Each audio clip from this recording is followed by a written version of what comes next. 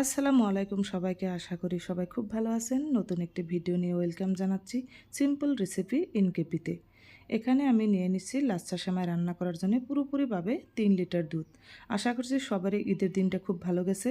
আমারও আলহামদুলিল্লাহ খুব ভালো গেছে। এবার ঈদের দিনে প্রচুর পরিমাণে রোদ আর গরম। এই গরমের মধ্যে ভিডিওগুলো এডিট করার ইচ্ছাই নাই, আপনাদের সাথে অনেক দেরিতে শেয়ার করলাম। এখানে লাচ্ছা সেমাই রান্না করার জন্য 3 লিটার দুধগুলো আমি চিনি, সাদা এলাচ, 2টা তেজপাতা আর এখানে নিয়ে নিছি গ্রেট করা কাজু বাদাম। এবার আমি এই কাজু বাদামগুলো 2 চামচ দিয়ে দিব। এভাবে লাচ্ছা সেমাই রান্না করে খেতে অনেক মজা। এবার আমি খুব ভালো করে জাল করে নিচ্ছি। দেখুন দুধটা জাল হয়ে গেছে, এবার ঠান্ডা করে নিব।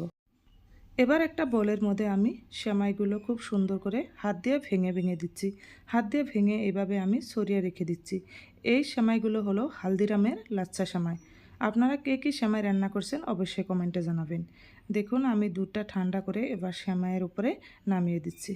এবার আমি উপর থেকে তেজপাতা দুটো তুলে ফেলে দিব। ঈদের দিনটা কার কীভাবে গেছে নিশ্চয় কমেন্টে জানাবেন। আমার ইনশাল্লাহ খুব ভালো গেছে। এবার উপর দিয়ে আমি আলমন্ড বাদাম কুচি করে রেখে দিয়েছিলাম, সেগুলো অল্প একটু ছড়িয়ে দিচ্ছি। এভাবে উপর দিয়ে দিয়ে খেতে অনেক মজা হয়। এবার কিছুটা দিয়ে দিছি কিশমিশ। লাচ্ছা সেমাইটা আমার রেডি হয়ে গেছে, এবার সাইডে রেখে দিচ্ছি। এখানে আমি ঈদের দিনের জন্য ফিরনিজে রান্না করা হয়েছিল, সেই ভিডিওটা একটুখানি আপনাদের সাথে শেয়ার করছি। এখানে আমি পুরোপুরিভাবে 4 লিটার গরুর দুধ নিয়ে নিছি আর নিয়ে নিছি জাহা চাউল গ্রেট করে, শুকনো করে গ্রেট করে